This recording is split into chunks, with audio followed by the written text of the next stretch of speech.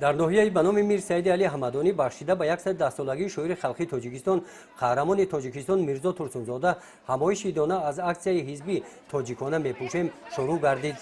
شورابینی مذکور با اقدام کمیته اجرایی حزب خلقی دموکراتیک تاجیکستان در این ناحیه با مقصد حفظ آیین، عنعنه و سنت‌ها و فرهنگ ملیمان راه اندازی کرده شد. مقصد برگزاری جشن‌هایی که امروز 110 سالگی استاد میرزا ترسونزاده در آن است که امروز ما توانسته باشیم بیدار کنیم حس بلند خودشناسی و هویت ملی را در نهاد هر یک نسل جوان و این چهاربینی‌هایی که امروز برگزار می‌گردد بخشیده به جشن 30 سالگی استقلالیت دولتی جمهوری تاجیکستان راه اندازی کرده ایستاده است و نگفته نماند که امروز که در چهاربینی‌هایی که امروز برگزار گردید همزمان چهاربینی ما با شماییم گروه‌هایی که امروز واقعا معیوب هستند ولی با همه نمونه کرده در مؤسسه‌های تعلیمی تعلیم می‌گیرند و استعداد بسیار هم خوب دارند و از روی نامیناسی‌هایی که امروز بهترین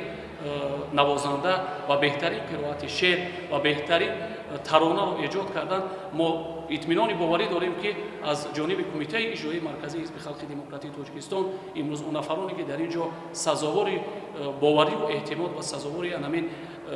آزمون گردیدن پیشنهاد می‌گردد به دور جمهوریوی که در شهر دوشنبه برگزار می‌گردد. در همایش ایدانه بخشیده به 110 سالگی شاعر خلقی تاجیکستان میرزا ترسونزاده که دور دوم برگزاری آن در مرکز ناحیه دایر گردید، نمایندگان کسب کار گوناگون غالبان دور اول از ایجادیات رنگین و پرقنوات استاد میرزا ترسونزاده شعر و غزل‌ها قرائت نمودند. همایش مذکور در دایره چهاربینی‌های فرهنگی حزب خلقی دموکراتیک تاجیکستان بخشیده به این سنه مبارک و آزمون حزبی ما با شماییم دستگیری گروه‌های آسیب پذیر جامعه نفران معیوب از 6 ساله تا 18 ساله دایر کرده شد. در قسمت جنبسته چهاربینی غالبان همایش فرهنگی و آزمون ما با شماییم با سپاسنامه‌های راهبریت حزب خلقی دموکراتیک تاجیکستان سرفراز گردانیده شدند.